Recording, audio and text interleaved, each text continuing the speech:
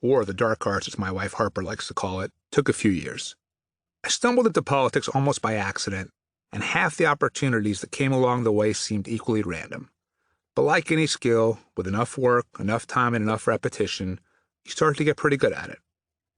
I met Ed Rendell at the Democratic Convention in 1992. He was the mayor of Philadelphia and later went on to serve as governor of Pennsylvania. I was a kid. I just finished my freshman year of college at Penn and was spending the summer working as a cabana boy at the Sands Beach Club on Long Island.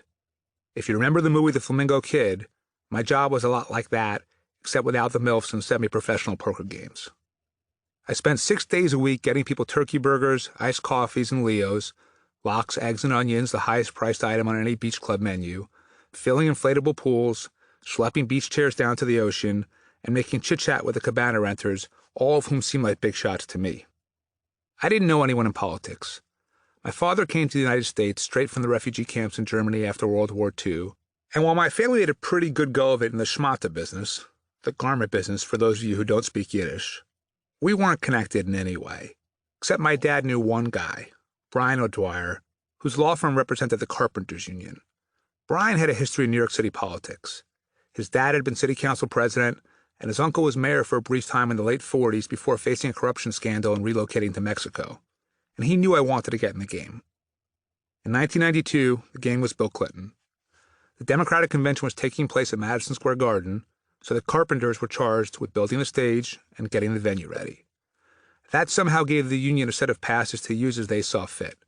One of those passes made their way from the union to Brian to me. Just pretend to fix something if someone asks, he told me. I've now been to enough political conventions to know that nothing really happens until the heavy hitters take the stage and the national TV cameras start rolling at around 8 p.m. But if you look in the newspaper, it says convention, noon to midnight. So as far as I knew, noon it was. I put on a suit, picked up the carpenter's pass from Brian's office downtown, and headed over to the garden. For an arena that seats nearly 20,000, there couldn't have been more than 500 people in the entire place. 2 guys running for state rep in Montana or something at that level were speaking to a crowd of no one.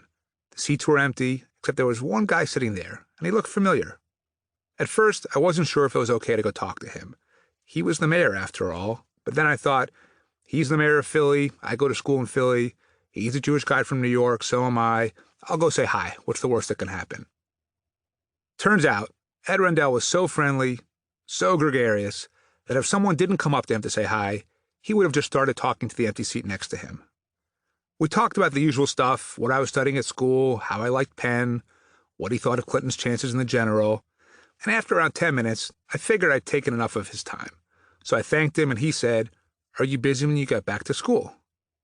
I thought about it for a moment and answered honestly, "No, not really." "Well, do you want to be an intern in our office?" Of course I did. He told me to send him a letter, and he'd have someone set it up. I was so excited I barely noticed the rest of the day.